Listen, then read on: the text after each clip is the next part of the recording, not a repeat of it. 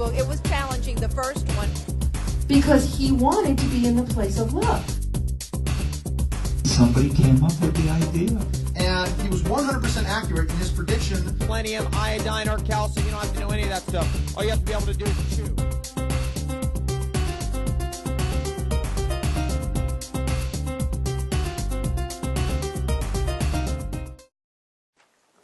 Good morning, everyone. Thank you, first of all, for being here. I really appreciate you coming out so early this morning and for bringing your intent with you. I'm Marcy Neumann, and I'd like to tell you a little bit about myself before we begin. About 30-some years ago, at the same time I graduated from nursing school, I was also ordained as a spiritualist minister. And in the spiritualist church, we were trained in energy healing, as well as mediumship, meditation, and etc. So in my work as a nurse, I had always incorporated the metaphysical world. And in fact, as time went on, I found that I was this liaison between both worlds. And as a liaison, I began to understand how important it was for me to teach what I knew from a metaphysical sense to people in mainstream, especially in medicine, because conventional medicine very often follows a very strict and straight path, which of course we all know when it comes to healing. We can't follow that path because healing is completely subjective. We have to always be open to alternatives. And in fact, healing really requires that we integrate a number of different modalities and philosophies, regardless of what it is that we're working with. So my work in the past 30-some years has been to find the language, so to speak, of healing in many different modalities. And today I have to say that my private practice as well as my business is a complete integration of everything that I've accumulated in these 30-some years. What it has brought me to is this place of understanding that we are such powerful creators. And how I see this is sometimes in the healing field, but very often just in everyday life, how important it is to understand that we are so powerful. So I want to ask you this. What is intent? What is intent? The title of this session is The Power of Your Intent. What is your intent? Would someone like to share with me what their thoughts are about intent? Each of you brought it with you today.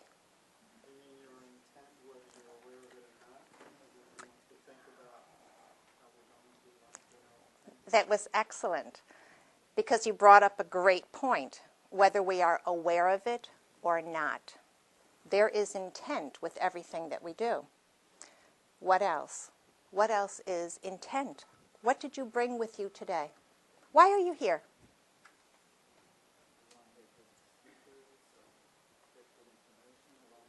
Okay.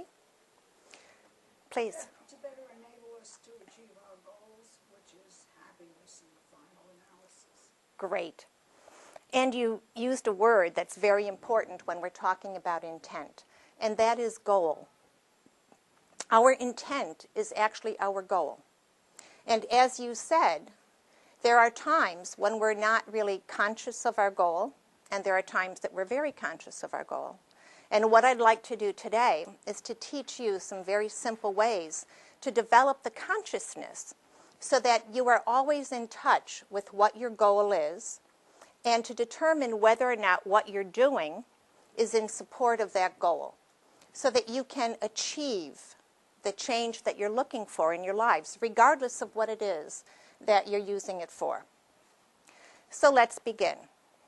How many of you heard that you create your own reality? Great. How many of you are intimidated by that? Anybody a little scared about that? Yes. Tell me. If things are determined on an unconscious level,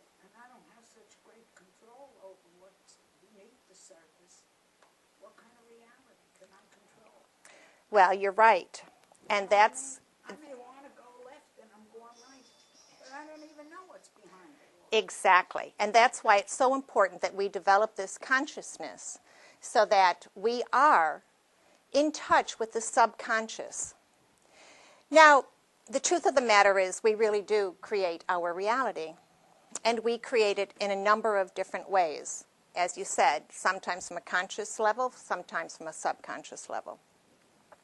But what is it that is that creative process? Well, in actuality, it's our thoughts, right? Mm-hmm. Our thoughts and where we send them creates a reaction. Well, the truth of the matter is, if that were just it, we would be manifesting all over the place, right? Because naturally what one would do is take all the thoughts that they had accessible to them, and they'd put it in the spot where they want it to bloom, to blossom, right? And they would instantaneously have what they want. However, it's not quite that easy because we are multifaceted. We have many levels of our own dimension that are working at any given moment. And this is what science tells us. And for me, because, like I said, my background is in medicine, I'm always looking for science to give me the answers. I'm always on a need-to-know basis. And this is what I found. In actuality, it's really quite simple when we incorporate what we know about physics. Physics tells us that all things are made up of matter, right? Matter. What makes up the matter? Well, there are atoms, there are molecules, everything configures, right, to create matter of some form. So all of those molecules and atoms are actually microscopic, actually submicroscopic particles. The particles, when they form, when they come together, then create the atoms and then the molecules. Well, these particles, scientifically, have been shown to have different qualities. And we know because of what science tells us that certain particles will react under certain conditions, which means that particles always have a reaction, right? Particles create an action when they come together, and they form a reaction when they get to the point where they're going to. How do they gather? Well, this is where I would like to explain how the law of attraction actually comes into this whole scientific basis, okay? Because what the law of attraction tells us is that like attracts like. Particles are always looking out for other particles that are just like them.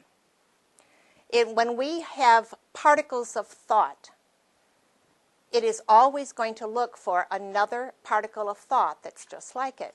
And again, we then have this whole accumulation of thought. However, I ask you this question: what precedes the thought? Where do our thoughts come from? Are they just random? Do we just pull them out of the atmosphere all around us? No. Thoughts actually come from feelings. Feelings precede every thought. Now, let's take this in a theoretical sense and say, then, if I want to change my thought, what do I first have to change? How do we go about changing our feelings? What are our feelings based on?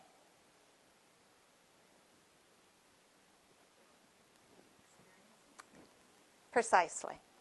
Our feelings come about from previous experiences. So, historically speaking, when we reach, let's say, the ripe age of 18, we've already had 18 years of experiences, life experiences, which have created feelings. Now, it doesn't happen all at once, does it? No. But rather happens from the accumulation of experience. right? It is repetitive experience which then creates a reaction. Again, thought particles, right, that have touched a place, a point of interest, and have created an experience which creates feelings within us. So it's this accumulation of thoughts which really directs what happens in our lives. And that's our saving grace, I think. All right? Because if I have random thoughts and they are going in a direction that are not supportive of my intent, well, it's not sabotaged immediately. And this is really important because people think that if they have thoughts, for instance, that are not completely in line with their goal, that they'll just never reach it. Well, the point is, of course, it'll take a little bit longer. But if we can harness our thoughts so that it's going directly in support of our goal, it will become accomplished in a much faster way. Let's unpeel it again.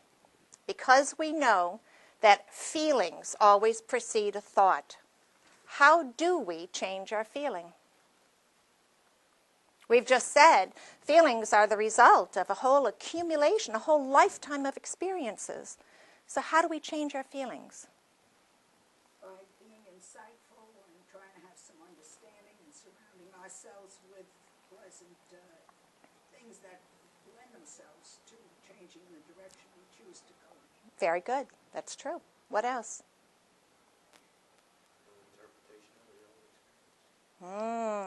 Excellent.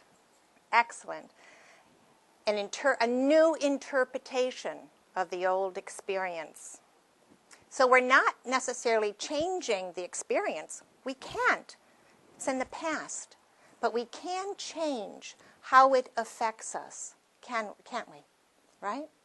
So what we need to do then is to develop this consciousness where we are doing just one thing and one thing only, and that is being aware of how we feel. That's what actually governs us. Now, we are bombarded on a daily basis with a tremendous amount of stimuli.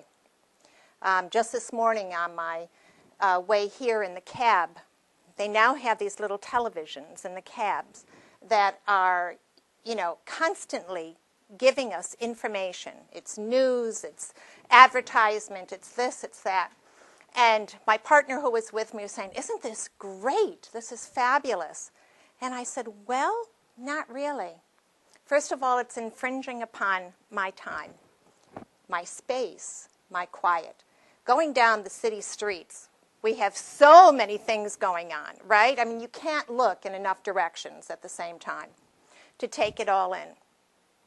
And here I am in the cab, and of course I'm thinking about my day, my intent, how I want my day to go.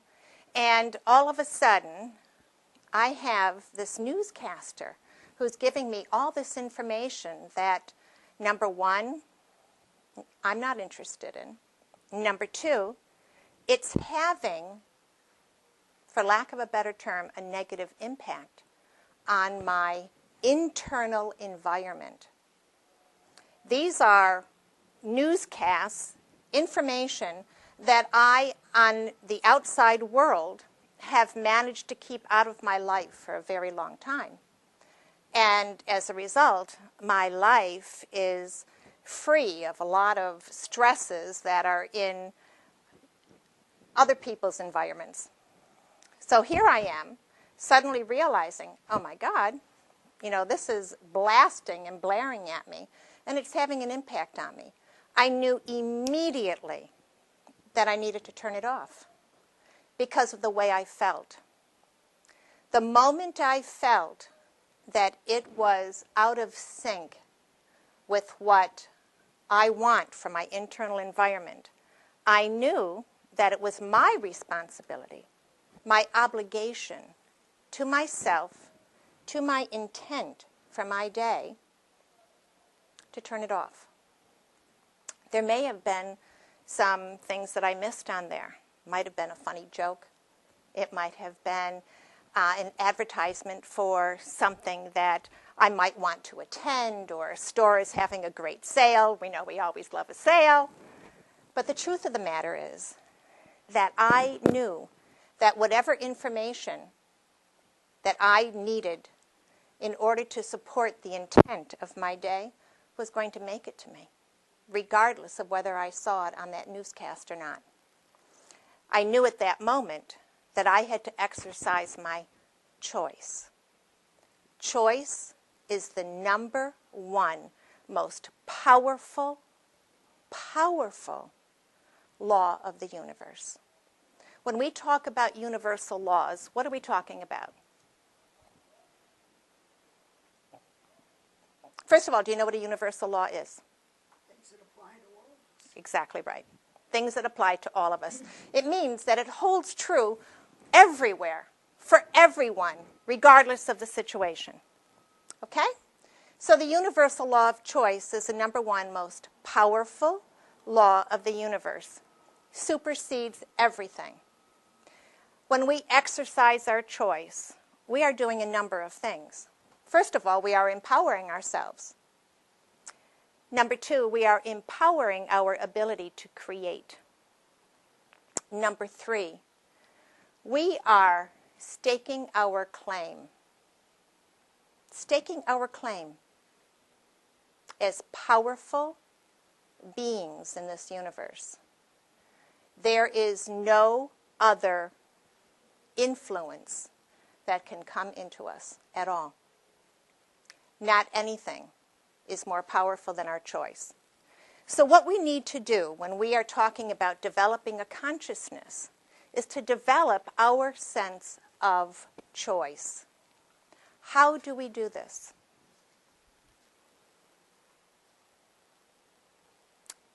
By exercising it.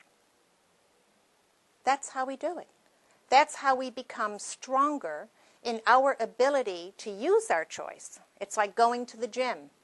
You have muscles sometimes that you haven't used in a very long time. You go to the gym, you do some sort of exercise. The next day, it's like, oh, you can't get out of bed. Everything hurts. It's like, what did I do to myself, right? Well, when you have parts of you that you have not exercised in a long time, that's exactly what happens initially. It's a little uncomfortable. That's when you know that you've hit the button. When it's uncomfortable, you're headed in the right direction. Because what that means is that you have exercised something that you have long forgotten. That you are reclaiming for yourself something that's going to make you so powerful that you can actually create every facet of your life to be exactly as you want it to be. That includes our physical being. It includes our physical being because, getting back to our particles, just as this table is made up of matter, matter is made up of atoms, atoms make up the molecules, what makes up all of it are particles.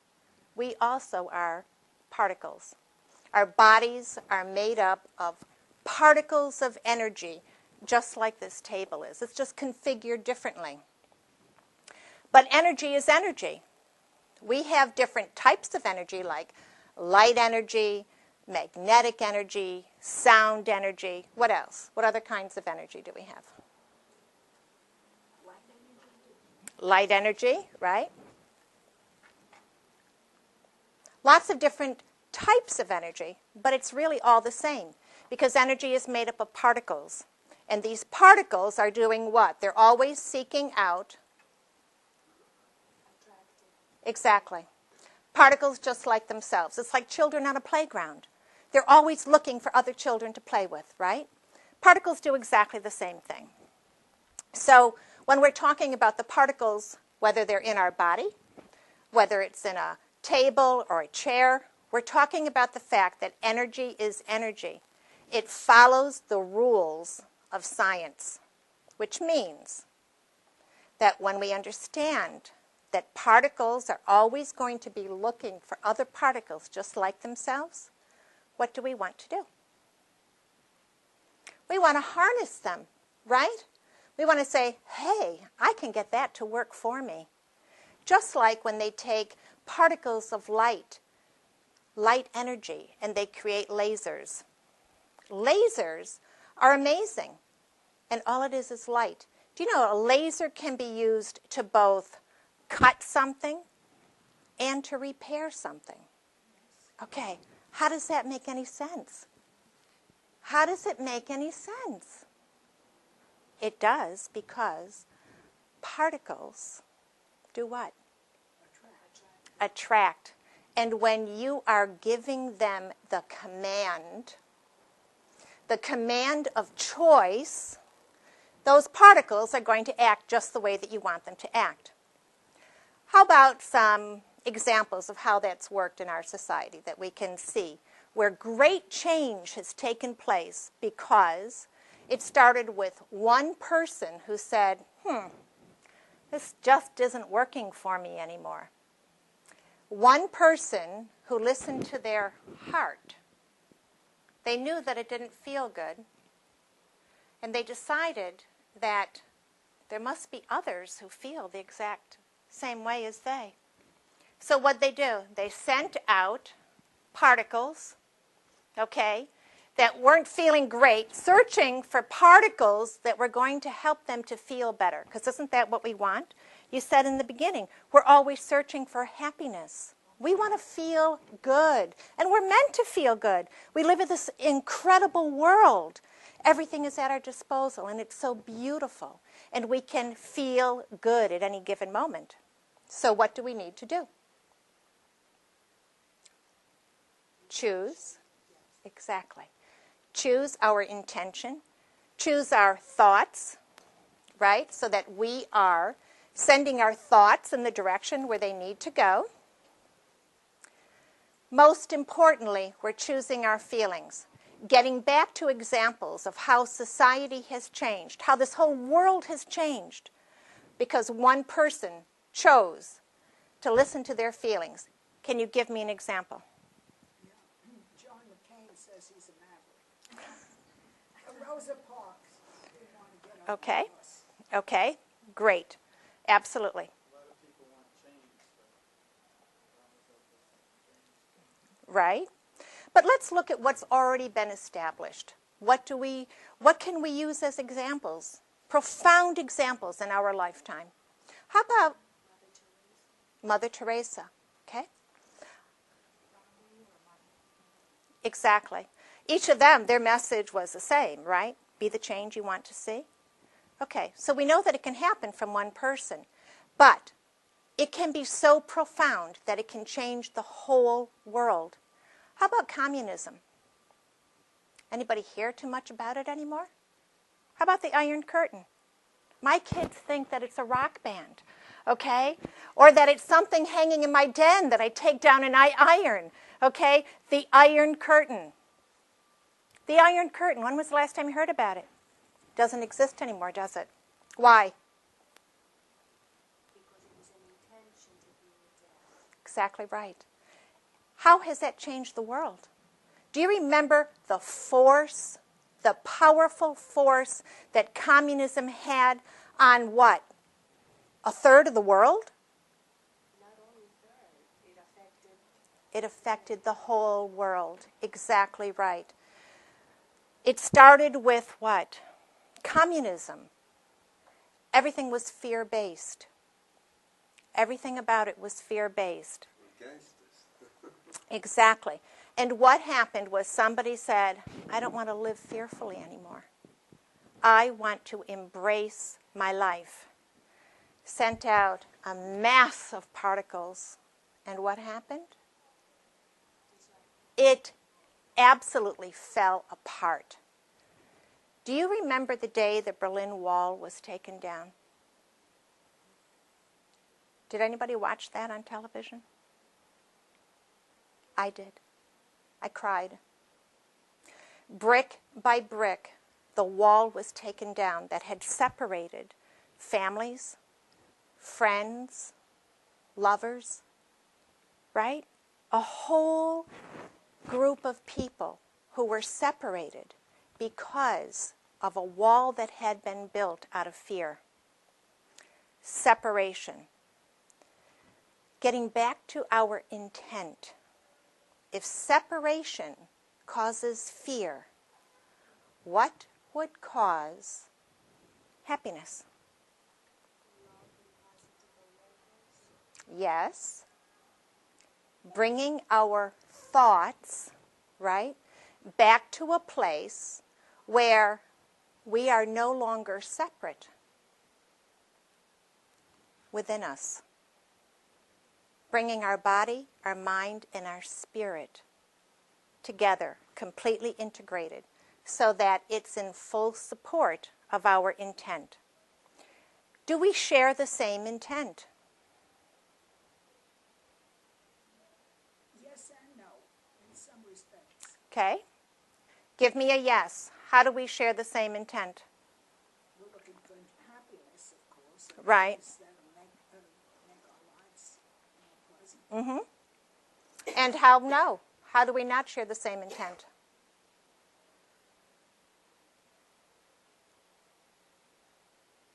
We all have different rhythms of getting to the goal. But the ultimate goal is the same.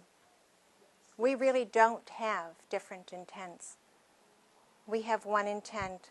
It's for happiness. It's for joy. Joy is on one end of the spectrum of vibrations. Fear is on the other. Separation creates fear. What creates joy and happiness? Exactly. It is the joining of the intent. And we already have it. So that means it's already ours. It's already ours. What we need to do is to claim it for ourselves. How do we claim it for ourselves? Power of intention, which is based on choice, which is based on feelings, which is based on yes. Can we change the experiences? Yeah. Can we change the experiences that have passed? Exactly. But we can change how they affect us by feelings, by choice, by exactly. That's it. It's your formula. It's your formula for health. It's your formula for happiness. It's your formula for all of life. To simply create what? Your avenues of joy. Your avenues of joy. Because we share that intent. Every human being on this earth has the same intent. We want to be joyful. We want to be happy. Okay. How do we go about this business then? How do we go about the business of creating this consciousness? We started to talk about it before. Exercising. How are you feeling right now? Peaceful. Awesome. Anybody else? How are you feeling? Happy. What else? Content. What else? Interested. Okay, great. Now it is. What else? Curious. Okay. Where are you feeling it? Tell me where you're feeling it in your body. Right there. Okay. Anybody else? Where are you feeling it? Throat chakra. Okay, great. That must mean that you feel very comfortable and open to speak your truth. What else? Where do you feel it in your body? Very important for you to know so that you can recognize it. You want to be able to recognize it, right? Oh, I remember. That's what joy feels like. I remember. That's what it feels like to be content. That's what it feels like to be peaceful. That's what it feels like to be hopeful. That's what it feels like to be powerful. Anybody here starting to feel a little powerful? How are you going to exercise your power? By choosing. Okay, love it. Power of choice. Right. How many of you got up today and set your intent for the day? Okay, great. Anybody want to share what your intent was? Besides getting here, of course, and I thank you so very much. We thank you.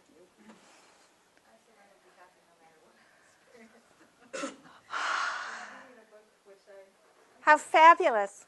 This book was written in like 1931, so he talks about the stock market crash of 29. Uh-huh. And it's all really about positive thinking, which I don't think he didn't have a choice. It was kind of funny that I found an old book. Yeah. The truth is that the intent is the same back in 1931 and 2008, and it'll be the same in 2009. What's our intent? Happiness, right? The language of that is different from time to time. When we came in here this morning, we all came in with a different language, didn't we? Different way that we hear things, that we speak things, that we understand things. Are we all speaking the same language now? We are. Because we are all one. The language of joy, the language of happiness, is really the language of love. Yes? What if there are certain hormonal deficiencies, like your adrenals or your pancreas, are not giving you the energy? They're exhausted. You have years of stress piling up. You make such choices, today I will be happy, or I'm going to do my best to overcome all the First of all, good distresses. I want to thank you so much for bringing that up. Because I have those. Okay? And I can see it's right there on the forefront of your mind. And it maybe had an impact on your intent for today. And I think it did, because it brought you through that door. I've been coming for a long time. Okay. Twice a year. Now, I have a mantra. Anybody else here have a mantra? Something that you repeat to yourself on a daily basis that helps to get you focused and in the direction that you want to go? Do you know what mine is? That was then, and this is now. That was then, and this is now. That was then, and this is now. That was then, and this is now. Every time I say it, every time I use it, every time I exercise it, I become more powerful. Because what it does is this. First of all, it gives me permission to leave behind whatever was. It's over, done with. Can't change it. I can change the effects that it has on me by releasing it to then, by claiming my power for now, by taking my choice, exercising my choice, so that at this moment, whatever it was that I had done, which perhaps overtaxed my adrenals, I don't have to do it anymore. I can choose differently. I can choose instead to sit in a classroom and talk about joy and happiness and power. And I don't have to do any of that other stuff ever again. I don't have to surround myself with people who tend to bring me down or take me back then. I don't have to listen to newscasts. I can turn my television off or not turn it on. I can listen to CDs instead of the radio. I can turn it off in a cab. I don't have to be anybody's victim. I have the right and the power to exercise my choice at any given moment, and to remind myself that that was then and this is now. Because in spirit, every second Every millisecond is the beginning of brand new life. That's the gift that Spirit brings us. When we exercise it, we're giving the gift back to Spirit. Because the universe works in partnership. Everything in the universe is about partnership.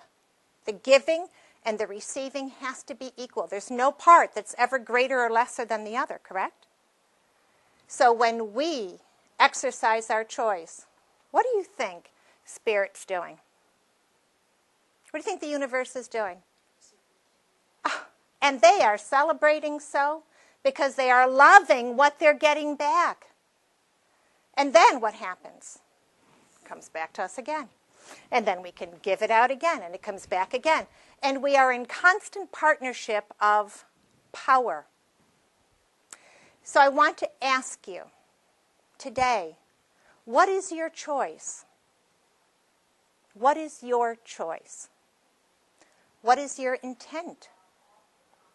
Will you exercise your choice to become powerful beings of creation? And when will you begin?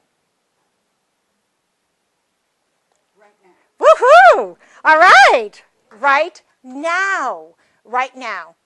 And if you think you might have missed it a little bit in this step, step over here. It's okay. And if you think you need to improve it a little bit, step over here. It's okay. No matter where you step, no matter where you stand, no matter who's there, no matter where you're going, what you're doing. Right here, right now is your power. And you now know how it works, right? Pretend you're on a playground. Calling all particles, right? Calling all particles. Send your particles out. Send them out into the universe and know that they're going to find other playmates. And when they do, they are going to create waves of thought, right? We know we have brain waves, right? Waves of thought that are going to do what? Create change, regardless of where you are, regardless of your circumstance. Any questions? Anybody have? Please. You have a situation that's very hard to get around. Mm-hmm. How are you going to change your mindset? Like I have an apartment. I don't like it. It's too small. Mm-hmm. I don't like being alone. Okay. The four walls there. But if I move, my cheap rent is going to not go up about 6 times. All you can do is this. I love it. Change you. Change you. If you want to change your circumstance, be clear about your intent. Designate very clearly what it is that you want. And that's send out particles. Send out particles, send out particles. All you have to do at any given moment is to know how you're feeling. If you're feeling in a way that's not supportive of your goal, in other words, if moving out is going to make you happy, keep your happiness all around you. And what will happen with your thought particles? Exactly. Exactly, because happiness sends out certain thought particles from it, right? So you must find that feeling of happiness, do whatever it takes to keep it within you, and know that your thoughts automatically are going to follow. When your thought particles go out there, they're going to attract to it everything that you need to put into place the steps to make that change that you're looking for. But you have to be clear about what you want first. That's the power of your intent. Well, clear is the happiness that I can't get in my abode. Okay? It's got to come from in here. Keep your happiness. Keep it focused on happiness. Everything will fall into place. Anybody else? Anyone have any questions about how to do this, how to claim this for yourself, how to put that formula together so that it works? How are you feeling? Peaceful, quiet, How are you feeling? happy. Happy. I want to see smiling faces. I want to see happiness all around you. I want to feel it when I meet you in the hallway. And I want you to keep it in the forefront of your being. When you focus on keeping your happiness, regardless of what's happening around you, your thoughts are going to follow. Your thoughts are going to find everything that you need to keep supporting that happiness. So everything that you want in your life, it's going to happen. It's going to happen. It cannot not be successful, because the universal laws tell us that under every circumstances we can trust this to be true, that it will work for us regardless of what we're working on. Thank you very much. Really, you've been wonderful. Thank you for bringing your intent here, your happiness, your love, your hearts, your joy, and for sharing your thoughts and your questions. And yes. If we want to follow up on these ideas, Mm-hmm. do you have a practice or book? I do. Yes, I have a book that's coming out. As a matter of fact, I have a booth downstairs. It's 443, and Electra's going to give you a coupon when you leave here.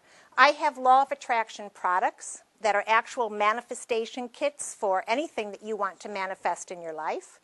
They're fun. They're real simple to use, and mostly they're effective. And that's what's really great. So, On insurance, because you're a nurse. no, I'm not. You're I'm not. care or one of those. No. Mm-mm. But please, Electra will be in the back, and she'll give you your coupons. Come down and visit me. I'm happy to talk with you and answer more questions. And I am thrilled to be here and thrilled that you came to visit with me this morning. And I thank you so very much. Thank you.